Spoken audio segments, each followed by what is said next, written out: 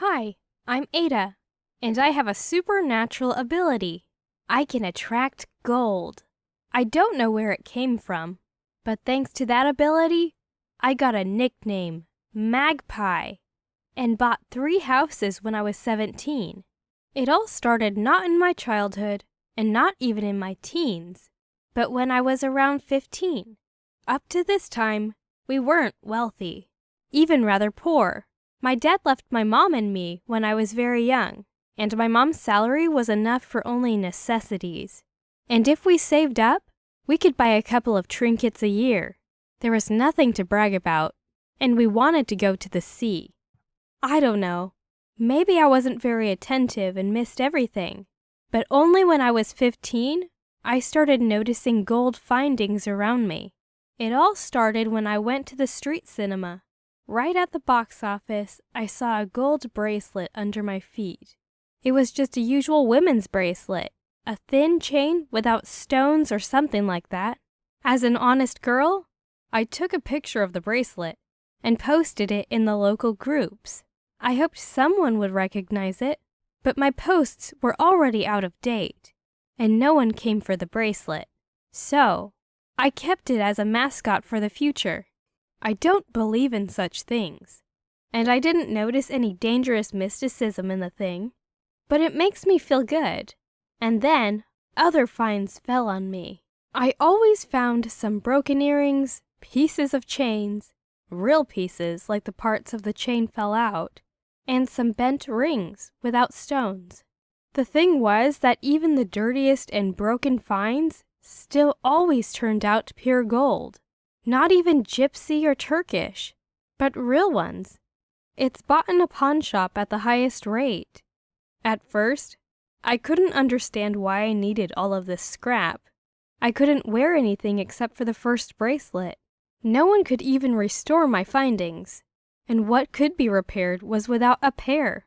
So I thought my gift was useless, and I just put everything in a box in my room. I was like a hamster. If I found something, it was only mine. But one day, Mom found the heap of gold things when she was cleaning.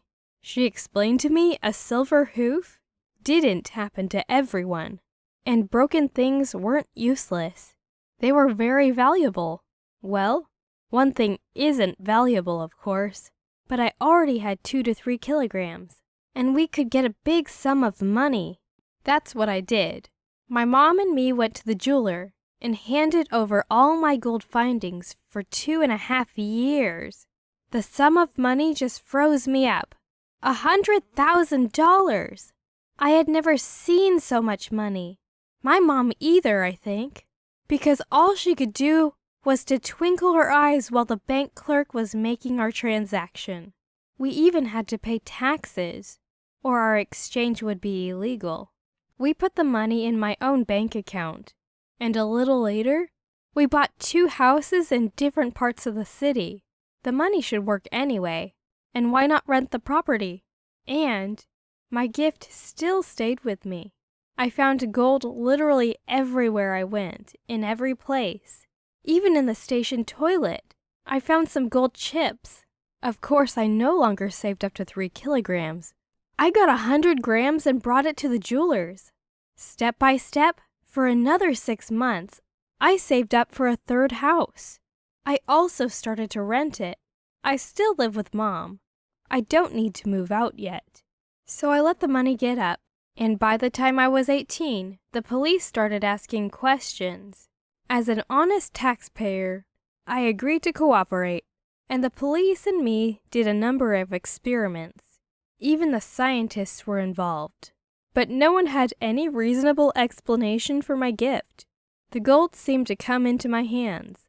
I even easily found buried treasures. In the end, I officially registered as a psychic and became a business owner. We were laughing with the police for a long time when I signed the papers, but I had full law transparency. Well, I had such a gift. I could do nothing with it. At some point, I thought maybe I could help people. Maybe my gift was up to something else, such as finding people or things. But no, it was only gold, only hardcore. I didn't find any people. I didn't help in searching them, even in the laboratory. Once, I found a woman in a drawer, but then I realized I didn't find the woman. I found her gold earrings and a thick chain around her neck. We laughed then too. I also can tell a fake from real jewelry, even without examination. But it's not for me. They would understand it themselves. And I don't have a love for jewelry. So now, I'm looking for my vocation. And I'm happy that even though I'm useless, I will always have money. And I can choose what to do, without thinking about my salary. Even if my gift disappears, I have already saved enough to live a good life. There's no moral in my story. I just wanted to tell you that. As they say, keep on, don't give up. People say money can't make you happy. But I think they're wrong. It's much worse to live without money. Guys, write in the comments about your talents. Learn to look around. And don't forget to do what you like. The most important thing is to be happy. Everything else is just a matter of time.